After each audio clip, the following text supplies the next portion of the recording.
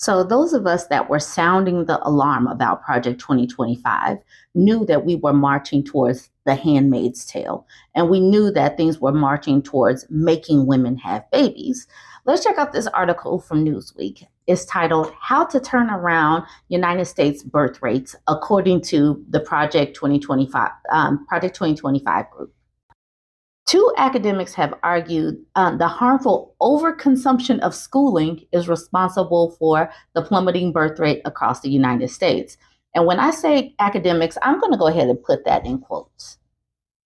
J.P. Green and Lindsay M. Burke, both PhDs, are concerned that other Americans are becoming unnecessarily educated. And keep in mind, these two people have PhDs. An overview of their argument was published on Monday on the website of the Heritage Foundation, a think tank where Burke is the director of the Center for Education Policy and Green is a senior research fellow.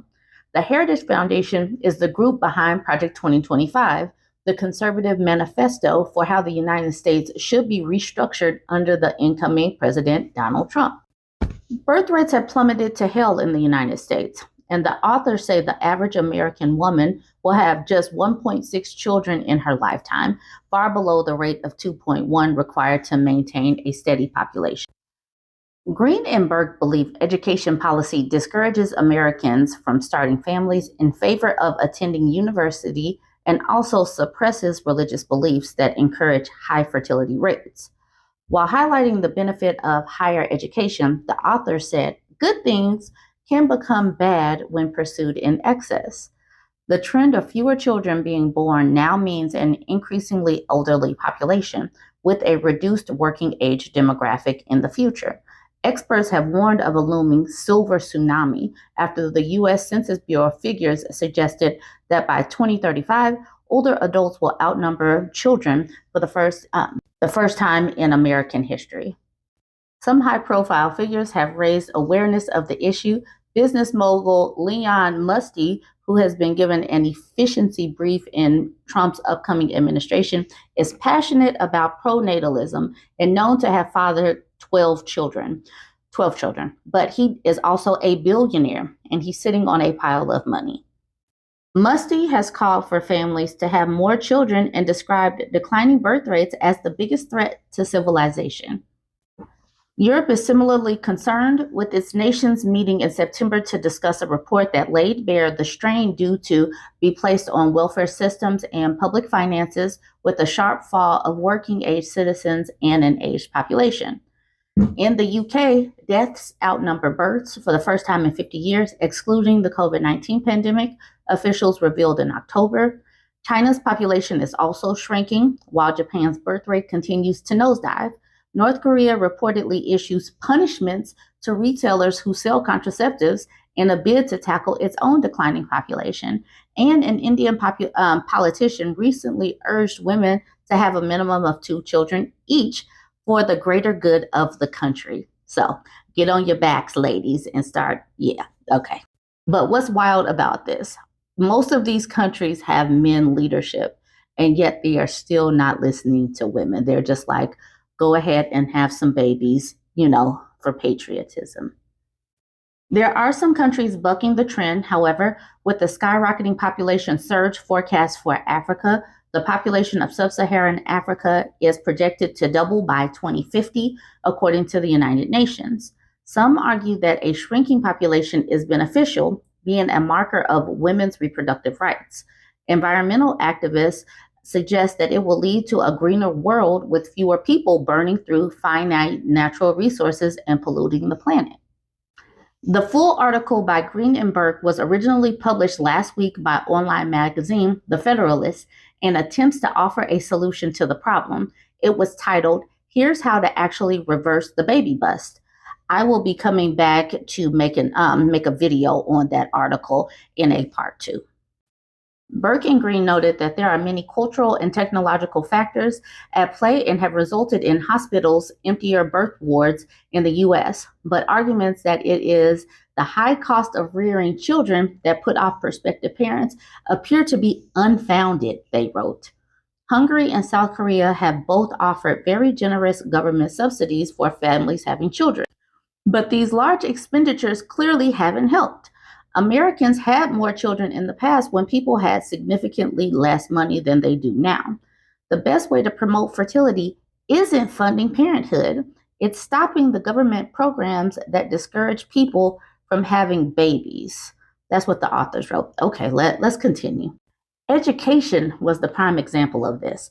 They suggested arguing that current education policies push people to delay having families until they are much older and impose barriers to accessing religious education, both of which significantly reduce fertility rates. So let's get people dumber and more religious, and then we'll have more babies, is basically what this is saying. Young people are pushed towards university due to enormous incentives and highly subsidized student loans. This has created an artificially extended adolescence for the bulk of American young people. The more educated the woman, the older she is when she begins to have children, the author said. Some 21.8% of women with a bachelor's degree or higher degree will never have any children at all, Green and Burke wrote. Education policy also suppresses fertility by discouraging parents from choosing religious education in K through 12 schools, they said, noting adults who are more strongly attached to religion tend to have many more children. The pair praised higher education, saying it can have significant economic and social benefits, concluding, good things can become bad when pursued in excess, believing that government subsidies for higher education have induced harmful overconsumption of schooling is no more against higher education than fighting obesity is against caloric intake. The authors concluded the first two policies we could discontinue are those that push people to remain in school longer than they otherwise would, and those that burden religious beliefs that make having babies more likely. Newsweek has reached out by email to the Heritage Foundation and the Harvard Center for Population and Development Studies seeking comment. So I did that whole article, and basically what it comes down to is increased religiosity, and I'm not sure how you do that with policy, considering there should be some kind of separation and people should have like freedoms and stuff, and reduce the education for women, because we already know and have seen the trends that women are going to school at double the rate of men. So how do we reduce women getting into schools? We pull back on that money. Now, this is Newsweek taking bits and pieces of that article. I'm about to do a part 2 and just go through some chunks or most of that article from the Federal Association, or the Federalist article. That's what it's called. So join me for part 2. Here's an article from the Federalist, and it's backing Project 2025. They're saying, here's how to actually reverse the baby bust. We got to get into this one. Birth rates are plummeting to hell in the United States and globally, forecasting a political and financial crisis. The most recent estimate predicts the average American woman will have 1.6 children in her lifetime, far below the rate of 2.1 required to maintain a steady population, and even further below the 2.5 rate observed in the United States as recently as 1970. And I am totally sure that this 1.6 includes immigrant children being born. And as we get ready to mass deport a bunch of people, I have a feeling that this 1.6 number is going to get down even further. And hopefully women go ahead and clamp down on their wombs. Now, let me stop editorializing and get back to the article. Many cultural and technological factors have contributed to this dramatic decline, and public policies play a role in shaping people's decisions about whether to have children and how many. Finding the right policy levers for influencing fertility rates, however, has proven very difficult. But it is worth it to remember that in 1970, few children were needed to work on farms, and the birth control pill had been around for a decade. Yet fertility rates were much higher than they are now. In addition, creating new financial incentives for people to have children is not the only arrow in the policy quiver. We need to consider how existing government programs may be suppressing fertility rates, and how reforming or eliminating those programs could make a significant difference. Can policy affect fertility? If we can't effectively pay people to have more children, some may despair that there is nothing public policy can do to alter fertility rates. In a society where birth control is widely available and children are not needed to work on farms, some have resigned themselves to the idea that perhaps people just don't want to have enough children to sustain populations. I know that when I was having children, I was thinking, how can I sustain the United States population? But that was me. How are we going to get other women to think that as well? Government policies often produce unintended consequences that promote behaviors that are antithetical to family formation. If we simply stop putting the government thumb on the scale in favor of policies that push people into life paths that postpone or disincentivize starting and growing families, fertility rates will rise. Education policy offers two prime examples of how government programs suppress fertility rates. People are more likely to have children if they start having families earlier and if they have religious convictions that make them think differently about the costs and benefits of raising children. Yet, current education policies push people to delay having families until they are much older and impose barriers to accessing religious education, both of which significantly reduce the fertility rate. Higher education policies and fertility rates. U.S. higher education policies provide enormous incentives for more people to attend universities, take longer to complete their degrees, select degrees with negative returns on investment, and pursue advanced degrees at much higher rates than if we did not have such programs. In particular, highly subsidized student loans encourage more people to enroll and remain in higher education longer than they would if they fully bore the cost of their schooling. Now, as they keep saying, more people to attend universities, what they mean is more women, because more women are outpacing men going to college. So if we reduce these incentives for women to go to school, then women would just be having babies. That is their theory. And keep in mind, these people have PhDs that are writing this article. The Grad Plus program, which offers unlimited loan amounts for graduate school, induces more people to remain even longer in school for graduate degrees. And government occupation licensing with ever expanding educational requirements push people to take these loans and remain in school for many years. That has created an artificially extended adolescence for the bulk of American young people. They remain in school much longer, often into their 30s, before they feel equipped to pursue real careers and assume adult roles, including getting married and having children. Extended adolescence reduces fertility. The effect of this greatly extended adolescence is reduced fertility. In 2021, the median age of women in the United States who had a child for the first time, it was 27.3, up from 21.4 in 1970. So it's jumped from you used to be 21 for your first child, now it's 27. I think we could push that up higher. The median age of men when they first become fathers is also increasing, as is the average age when people first get married. In 1960, the median age for first marriage was 20.3 for women and 22.8 for men. By 2022, the median age for first marriage had risen to 28.6 for women and 30.5 for men. Much of that increase has come during the past decade, with the median age of first marriage increasing more than 2 years for women, up from 26.5, and nearly 2 years for men, up from 28.7. This delayed start to family formation is largely driven by people spending much longer in school.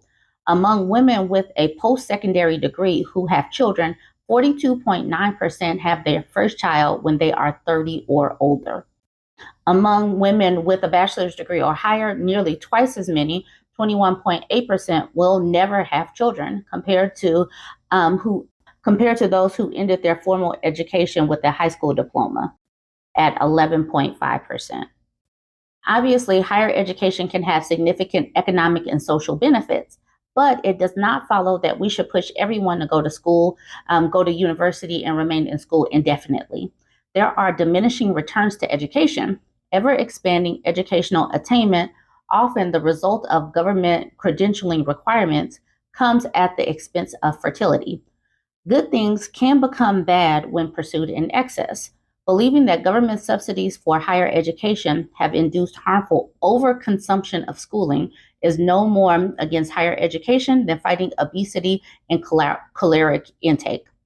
So, overconsumption of schooling is something that these people wrote. And keep in mind, once again, that these people have a PhD. So, this one is titled Religion and Fertility. Education policy also suppresses fertility by discouraging parents from choosing religious education in K through 12 schools. Children who receive a religious education are more likely to hold stronger religious beliefs when they grow up. And adults who are more strongly attached to religion tend to have many more children. But in most states, tax dollars can only be used to support secular public education. If parents wish to provide a religious education to their children, they have to pay private tuition for that education, in addition to paying taxes for a secular public education they are not using. This extra financial burden on those who prefer religious education pushes many to remain in secular schools, artificially reducing the religiosity of future generations. Because, of course, they cannot get their religious education in church, they have to also get it in public schools. Public policy that discourages religious education suppresses fertility rates because religious people tend to have more children. Among people who attend religious services at least once per week, fertility rates show no evidence of long-term decline, fluctuating between 2 and 2.4 children per woman since 1982. Among the non-religious, however, fertility rates are significantly lower, and the proportion of Americans who do not engage in any weekly religious activity has been growing dramatically. Studies show these two factors, low fertility rates among the non-religious and their growing share of the population, account for virtually 100% of the decline in the fertility rate in the United States from 2012 to 2019. Religious belief appears to encourage fertility by altering the cost-benefit calculations of having children. Religious people see stronger benefits in having children and are less bothered by its expense, allowing religious parents more easily to redirect their limited funds away from other types of consumptions and toward larger families. If we empower parents to direct public funds for K through 12 education so they could choose equally among secular and religious options, many would choose religious schools, increasing the religiosity of the next generation. That would raise future fertility rates. So we got it. They wrote all of this, these PhDs. Let's get people dumber. Let's get people dumber. We don't need all of this education.